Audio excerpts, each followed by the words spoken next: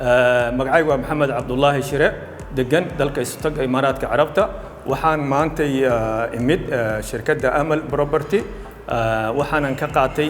guri aan isleeyahay yani mustaqbalkaaga iyo mustaqbalka ilmahaaga wax weyn uu ka bedeli doona deegaan ahaan iyo environment ahaan iyo qiimo ahaan intaba ay ku dheehan tahay dhismo wanaagsan oo qurux badan iyo environment aad iyo aad ii cajabiyay sidaas baan ugu qancay waana ku qaatay gurigaas afarta qol waxaan runtii aan ku doortay si wanaagsan ugu qancay qaabka dhismuhu yahay maxaan ku yiraahdaa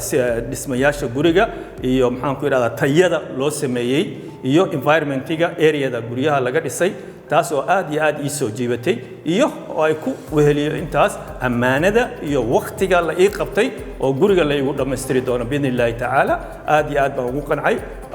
waxaan u mahadcelinayaa dhammaan shaqaalaha Amal iyo maxaan ku yiraahdaa managementgeedaba